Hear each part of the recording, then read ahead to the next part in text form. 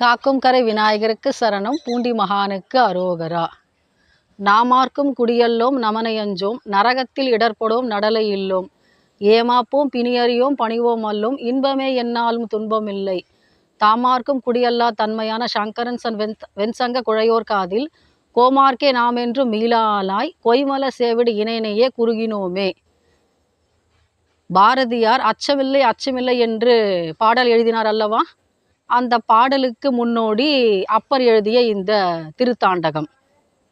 யாருக்கும் நான் பயப்பட மாட்டேன், என்னோடு சிவன் இருக்கிறார், அவர் என்னை காப்பாற்றுவார் என்ற உறுதியான அவருடைய நம்பிக்கையும் இறைவனுடைய கருணையும் அவரை பலவித இன்னல்களிலிருந்தும் சமண குருமார்களின் பேச்சை கேட்டுக்கொண்டு அதற்கு அடிபணிந்து அவர்கள் கூறிய அறிவுரைகளை ஏற்றுக்கொண்டு அதன்படி ஆணை செலுத்திய மகேந்திரவர்ம பல்லவனுக்கும் பயப்படாமல் நின்ற திருநாவுக்கரசு பெருமானுடைய அருட்சரிதத்தின் தொடர்ச்சியை நாம் காணலாம். எத்தனையோ துன்பங்களுக்கு ஆளாக்கினார்கள், ஆனால் கடைசியாக ஒன்று செஞ்சாங்க, கல்லை கட்டி கடலில் விட்டாங்க. இறைவனுடைய கருணையால் அந்த கல் தெப்பமாக மிதந்து திருப்பாதிரி புலியூரை அடைந்தது. அங்கே அவர் சென்று சில காலம் தங்கி தம்முடைய அருட்பணியை ஆற்றினார். இதையெல்லாம் கேள்விப்பட்ட சமண மதத்தில் இருந்த மகேந்திரவர்ம பல்லவன் மனம் திருந்தி சமண பள்ளிகளையும் பாழிகளையும் இடித்து தள்ளினான்.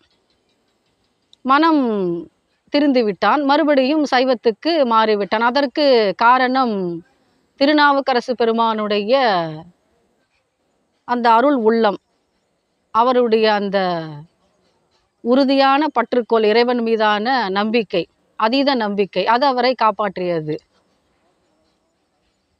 மறுபடியும் அவர் திருவதிகைக்கு செல்றாரு. சென்று அங்கே உழவார பணியை மேற்கொள்கிறார்.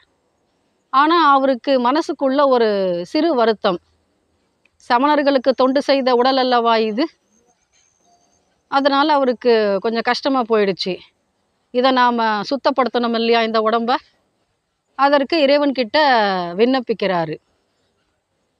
பொன்னார் திருவடிக்கே ஒன்றுண்டு விண்ணப்பம் அப்படின்று தொடங்கக்கூடிய தேவார பாடலை பாடி இறைவன்கிட்ட ஒரு வேண்டுகோள் வைக்கிறார். என்னன்னா, சூல முத்திரையையும் ரிஷப முத்திரைன்னு சொல்லக்கூடிய அந்த காலை வாகனத்துடைய முத்திரையையும் தம்முடைய திருத்தோள்களில் அளிக்குமாறு கேட்கிறார். இலச்சினையை இட வேண்டும் என்ற விண்ணப்பம். ஒரு சிவகணத்தை அனுப்பி திருத்தூங்கானை மாடம் என்கின்ற அந்த தலத்திலே இறைவன் அவருக்கு வேண்டியபடி அந்த இலச்சினையை கொடுக்கிறார், அருள் கொடுக்கிறார். வாங்கி கொண்டவுடன் திருநாவுக்கரசு பெருமானுக்கு மிகவும் மகிழ்ச்சி, தாம் கேட்டது கிடைத்து விட்டதல்லவா. மறுபடியும் தம்முடைய அருள் பயணத்தை தொடங்குகிறார். அவருக்கு ஒரு ஆசை வந்தது. 3 வயது பாலகன் சீர்காழியிலே அவதரித்த ஞான குழந்தை திருஞான சம்பந்த மூர்த்தியை காண வேண்டும் என்று பேராவல். காத்திருக்கவில்லை, நேராக சென்று பார்த்து விடலாம் அந்த குழந்தையை அப்படின்னு கிளம்புறாரு. அங்கே சென்று சிறு குழந்தை என்றும் பார்க்கவில்லை திருநாவுக்கரசு பெருமான். அவருடைய காலில் விழறாரு. யாருக்கு வரும் இந்த உள்ளம், தம்மை விட சிறு குழந்தை, ஆனால் பதிகம் பாடியதே தோடுடைய செவியன் என்று அந்த அருட்குழந்தையை நாம் வணங்க வேண்டும் அல்லவா, அதற்கு உரிய மரியாதை செலுத்த வேண்டும் அல்லவா. ஏன்னா உமை ஞானப்பால் வழங்கிய பாலகன் அல்லவா. அவருக்கு மிகுந்த சந்தோஷம் அந்த குழந்தையை தரிசித்ததிலே. அந்த குழந்தையோடு சேர்ந்து பல ஸ்தலங்களுக்கு அவர் ஸ்தல யாத்திரை செல்கிறார்.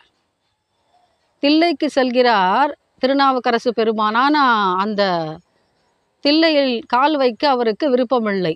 தம்முடைய உடலாலேயே அவர் வலம் வருகிறார் அந்த திருக்கோவிலை. அப்பன் நடனமாடிய கோவில் அல்லவா, அதை தன்னுடைய காலால் மிதிப்பது தவறல்லவா. அதனால் அந்த முடிவுக்கு வராரு திருநாவுக்கரசு பெருமான். அவருக்கு ஒரு ஆசை வந்தது, இறைவனுடைய திருவடி தம் முடி மீது சூட்ட வேண்டும் என்ற ஒரு ஆசை. ஏன்னா நம்ம கூட்டுவ நாயனருடைய புராணத்திலையும் பார்க்கலாம், தில்லைக்கு சென்று கேட்கிறார் தமக்கு திருமுடி சூட்ட வேண்டும் என்று. ஆனால் அவங்க என்ன சொல்லிடுறாங்க, நீ சோழராஜா கிடையாது, உனக்கு நாங்கள் திருவடியை சூட்ட முடியாது அப்படின்னு சொல்லிடுறாங்க கிரீடத்தை. ஆனால் இங்கே இவர் என்ன கேட்கிறார் திருநாவுக்கரசு பெருமான்? இறைவனுடைய திருவடி தம்முடைய திருமுடி மீது சூட்ட வேண்டும் என்று ஆசைப்படுகிறார். அதற்கும் இறைவன் செவிசாய்க்கிறார். அதற்கும் ஒரு தேவார பாடல் பாடுகிறார் திருநல்லூரிலே. பாடி அவர் கேட்ட அந்த திருவடி அவருக்கு சூட்டப்பட்டது. அங்கேதான் அவருக்கு தாண்டகவேந்தர் என்ற பட்டப்பெயரும் கொடுக்கிறார் சிவபெருமான். நினைந்துருகும் அடியாரை நைய வைத்தார். இந்த தேவார பாடல் பாடி அவர் தாண்டகவேந்தர் என்ற சிறப்பு பெயர் பெற்றார். வேதாரண்யத்திலே திருஞான சம்பந்தரோடு அவர் ஸ்தல யாத்திரை செல்லும் பொழுது மறைகள் திருக்காப்பிட்டிருக்கிற அந்த திருக்கதவை திருநாவுக்கரசு பெருமான் பாட அது திறந்தது. இது ஒரு சாதனை. ஏன்னா அவருடைய தேவார பதிகத்துக்கு அந்த திருக்கதவு திறந்ததல்லவா, அது அவருக்கு கிடைத்த பெரும் வெகுமதி. திருஞான சம்பந்தர் பாட அந்த அறைக்கதவு மூடியது. அப்பொழுது ஒரு செய்தி வந்தது.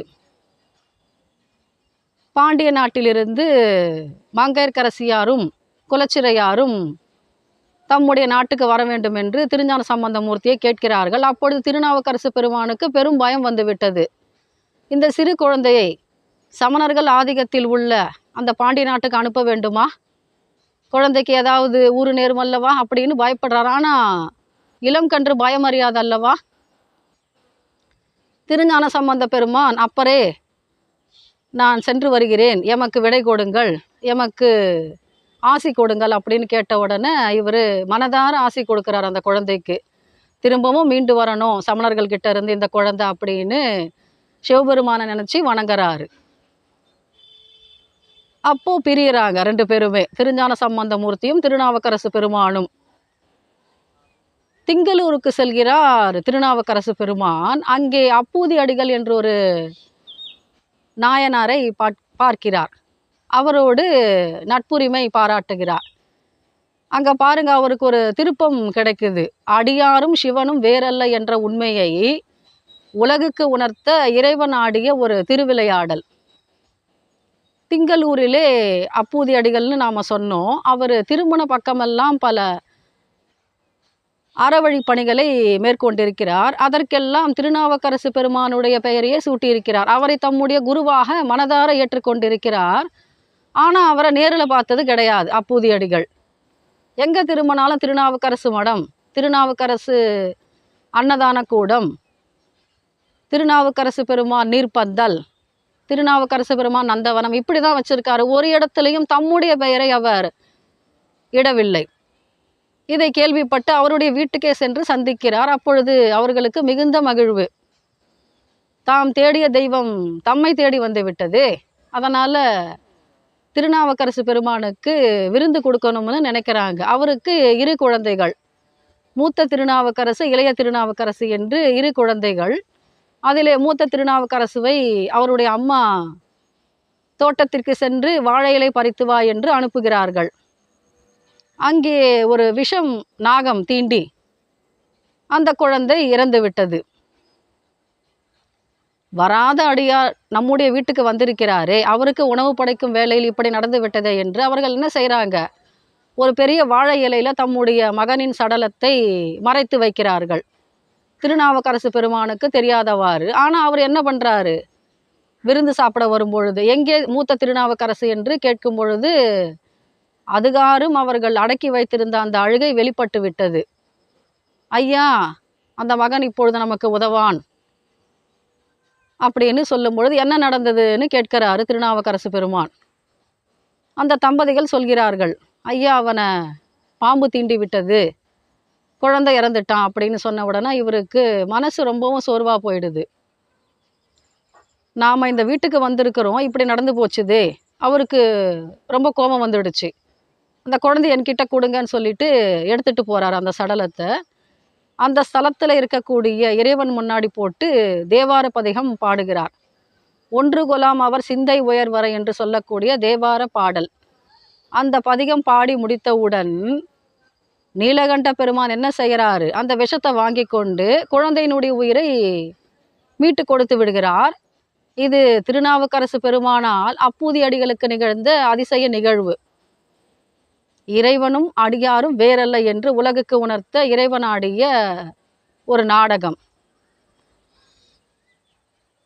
பல ஸ்தலங்களுக்கு செல்கிறார், பல திருத்தாண்டகங்களை இயற்றுகிறார். அவருக்கு எத்தனை பெயர்கள் பாருங்கள். மருள் நீக்கி என்பது அவருடைய இயற்பெயர்.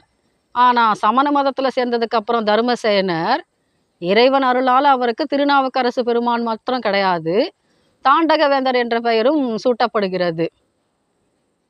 சிறு துன்பம் நேர்ந்தாலே நாம் என்ன நினைக்கிறோம், இறைவா எனக்கு இத்தகைய சோதனையை கொடுத்து விட்டாயேன்னு மனசு தளர்ந்து போயிடுறோம். ஆனால் திருநாவுக்கரசு பெருமானுக்கு நேர்ந்த ஒரு சூழ்நிலை யாருக்கும் நேர்ந்ததில்லை இறைவனுடைய அருளாளர்களுடைய வரலாற்றிலே. சாதாரண மனிதன் அவரை எதிர்க்கவில்லை, அவருக்கு நஞ்சு கொடுக்கவில்லை. பல்லவ மன்னன் மகேந்திரவர்மன் கொடுத்த நஞ்சு அவரை ஒன்றும் செய்யவில்லை இறைவனுடைய திருவருளால். திருவிழிமிழலை என்றொரு ஸ்தலம், அங்கே செல்கிறார்கள் திருஞான சம்பந்த மூர்த்தியும் திருநாவுக்கரசு பெருமானும். அப்போது அந்த ஊரில் கடும் வறட்சி, பெரும் பஞ்சமாக போய்விட்டது. திருநாவுக்கரசு பெருமானுடைய அன்பர்களுக்கும் திருஞான சம்பந்த மூர்த்தியினுடைய அடியார்களுக்கும் உணவு கிடைக்கவில்லை. 2 மடத்திலையும் பட்டினியாக இருக்கிறது. அப்பொழுது கேட்கிறார்கள், இறைவனிடம் முறையிடுகிறார்கள் இரு அருளாளர்களும், அப்பரும் திருஞான சம்பந்த மூர்த்தியும். கேட்கும் பொழுது இறைவன் என்ன செய்கிறாரு, இந்த கடும் வறட்சி நீங்கும் காலம் வரைக்கும் ஆளுக்கு ஒரு பொற்காசு கொடுக்குறோம் அப்படின்னு இறைவன் அருள் கொடுக்கிறார். இதில் பாருங்க, திருஞான சம்பந்த மூர்த்திக்கு கொடுக்கக்கூடிய காசு சற்று தரம் குறைந்ததாகவும், திருநாவுக்கரசு பெருமானுக்கு கொடுத்த காசு விலை மதிப்பு உள்ளதாகவும் இருக்கிறது. என்ன காரணம்னு நீங்கள் நினைக்கலாம். ஏன்னா திருநாவுக்கரசு பெருமான் உழவார பணி செய்தார். எந்த அடியார்களும் செய்யாத ஒரு அற்புத தொண்டு அது. அவர்தான் முன்னோடி அந்த தொண்டுக்கு. அதற்கு முன்னால் யாரும் செய்ததில்லை. இதனால் அவருக்கு தரம் அதிகமான பொற்காசுகளை கொடுக்கிறார் இறைவன். திருப்பைஞ்சீலி என்றொரு ஸ்தலம், அங்கே பெரும் பசியோடு வந்திருக்கிறார் திருநாவுக்கரசு பெருமான். இறைவனுடைய கருணையை பாருங்க, அவருக்கு பொதிசோறுன்னு சொல்லக்கூடிய கட்டுசோறு மூட்டையும் குடிநீரும் கொடுக்கிறார். இறைவன் அடியார் எங்கெல்லாம் செல்கிறாரோ அங்கெல்லாம் இறைவனுடைய கருணையும் கூடவே செல்கிறது. எங்கும் என்னுடைய அடியார் கஷ்டப்படக்கூடாது, அவருக்கு வேண்டியதை வேண்டிய வண்ணமே அளிப்பேன் என்பது இறைவனுடைய திருவுள்ளம். ருத்ர தாண்டகம், இது திருநாவுக்கரசு பெருமானால் நமக்கு வழங்கப்பட்ட அருட்பதிகம். இப்பொழுதும் சிவாலயங்களில் பிரதோஷ வேளையோ மற்ற எந்த சிறப்பு திருவிழாக்களிலோ அபிஷேகம் செய்யும் காலத்தில், திருமஞ்சனம் செய்விக்கக்கூடிய காலத்தில் இந்த பாடலை பாடுவார்கள். இருநில்லாய் தீயாகி நீருமாகி. இந்த பாடல் ஸ்ரீருத்ரம் வடமொழியில் உள்ளது. நம்மால் அதை பயில முடியாமல் போகலாம், ஏன்னா அந்த எழுத்துக்கள் சற்று கடினம் அல்லவா. அதை அவர் நமக்கு தமிழில் கொடுக்கிறார், ஆனால் அதனுடைய சக்தியும் வீரியமும் குறையாமல். இது திருநாவுக்கரசு பெருமானுடைய அந்த பாடல் ஏற்றக்கூடிய அந்த வல்லமைக்கு ஒரு சான்று. எப்படி இவருக்கு சிவபெருமான் திருக்கையிலாய காட்சி கொடுத்தார், எப்படி அவருக்கு சிவபதம் கொடுத்தார் என்பதை பின்வரும் அத்தியாயங்களில் நாம் பார்க்கலாம். இப்பொழுது தற்காலிகமாக விடைபெற்று கொள்ளலாம். காக்கும் கரை விநாயகருக்கு சரணம், பூண்டி மகானுக்கு அரோகரா.